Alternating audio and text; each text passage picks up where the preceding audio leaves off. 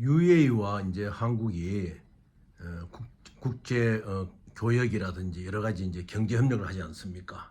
그런데 이런 부분에 있어서 우리 국회가 좀 밑받침을 많이 해줘야 됩니다.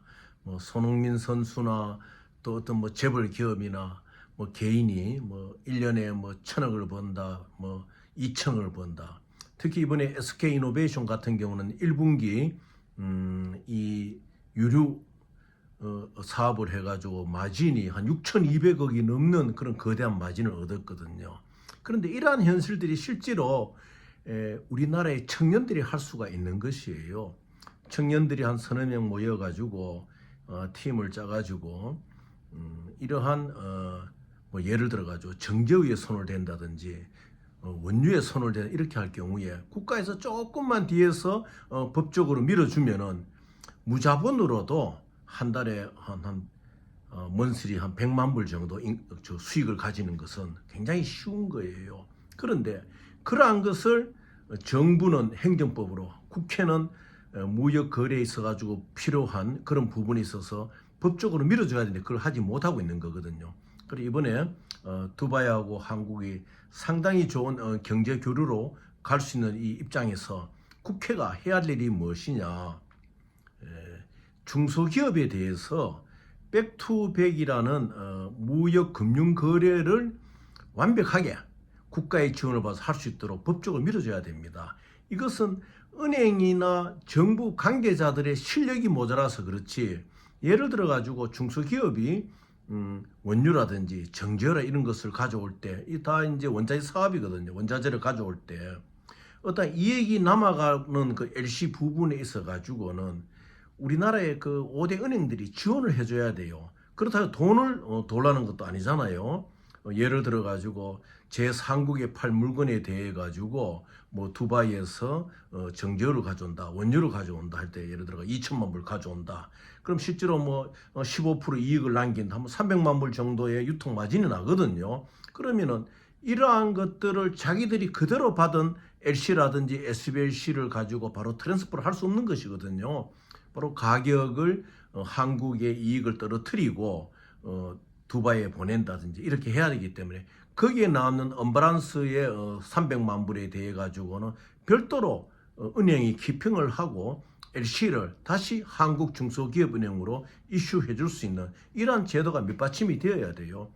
과거에 이제 박정희 정권 시대에서 그게 되었는데 그 이후로 이러한 것을 악용하는 기업들이 많기 때문에 이 백투백이 이제 완전히 뭐 안 되다시피 지금 이런 상황이거든요. 그것을 이번 정부는, 이번 국회는 법으로, 정부는 행정 능력으로 이것을 밀어줘야 됩니다. 이것을 하게 되면 무엇이 나오느냐? 지금 저출산 문제로 고민을 많이 하고 있는데 우리 청년들이 수입이 늘어나고 청년들이 중산층으로 올라갈 수 있는 허리가 든든해지거든요. 지금 예를 들어 어느 재벌의 뭐 소송 문제를 보았던 몇 조 막 이렇게 자기들 돈 따는 거 유입될 수도 모르잖아요. 정부가 조사를 해보면은 지금 1심에서는 얼마가 돼 있다가 2심에서는 뭐 입으로 옮기기에 참 국가적으로 또 참 민주화 과정을 거치면서 그러한 돈들이 그러한 재판장에서 오고 가는 걸 보고 참 이래 참 무엇이랄까 이 나라가 이렇게 해도 되느냐 하는 생각이 나요. 그러면은 뭐 예를 들어 가지고 2심에서 그러한 이유 때문에 뭐 비자금에 의심이 가는 내용의 돈 때문에 판결령이 달랐다면 정부는 들여다봐야 되는 거예요. 그것이 그렇다는 것을 이제 확정 짓는 것이 아니고 들여다봐야 되는 거예요. 평생을 군인 생활하는 사람이 어떻게 해서 그 많은 돈을 어떻게 자기 사돈 기업에도 지원해 줄 수가 있습니까?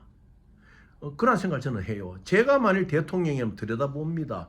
들여다보고 이것을 어떤 방법으로도 국가로 가져올 수 있는 방법을 생각을 하죠. 마찬가지로 우리 청년들도 세계적인 축구 선수가 아니더라도 재벌가의 아들이 아니더라도 한 달에 100만 불을 벌어볼 수 있는 기회가 있는데 그 기회를 국회는 백투백이라는 무역금융법으로 밀어주고 행정부는 우리 이 한국의 그 5대 중요한 은행에서 서류를 잘 점검해 가지고 이것이 정확한 서류에 대해서는 어떠한 뭐 로비라든지 이런 거 없이도 백투백의 문제를 잘 해나갈 수 있도록 밀어준다면은 청년들이 살 수가 있는 거예요.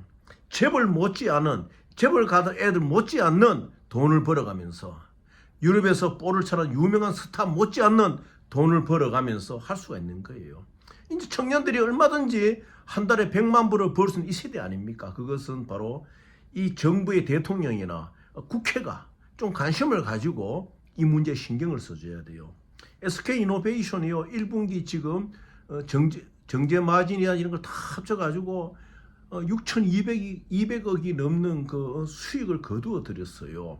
그런 수익들이 볼 것 같으면은 대부분이 원유에 있어서 마진, 또 정제 마진이 뭐 최하 3.5달러, 8.5달러 가는 데서 나오는 마진. 실제로 따지고 보면은 원유를 가져온다든지 정제를 가져올 때의 언밸런스거든요. 그 언밸런스가 골고루 나눠져야 되는데 특정 정유회사나 특정 정유회사의 밴드들에 의해 가지고 이 나라의 청년들이 그런데 진입할 수 있는 기회가 없는 거예요. 왜? 은행이 협조를 안 해주니까 기름을 가져올 수 있는 캐시를 가지고 있어야 될 거 아니겠습니까? 그런데 그것이 아니라 이것을 중개무역으로서 중간 마진을 가질 수가 있을 때 국가와 이러한 은행들이 잘 밀어줘가지고 우리 청년들이 뭐 한 달에 100만 불씩 벌 수 있는 이 시대가 된다면은 저출산 문제도 자동적으로 해결이 되는 거예요. 이번 22대 국회에서는 꼭 백투백 마진에 대해서 여야가 깊이 보십시오. 이것은 저출산 대책을 가져오는 저출산 대책에서 많은 청년들에게 하나의 패밀리를 융성하게 할 수 있는 기반을 줄 수 있는 법의 그 기초가 되는 것입니다. 그래서 이번 22대 국회 때 이 백투백의 문제가 꼭 해결되기를 바라겠습니다.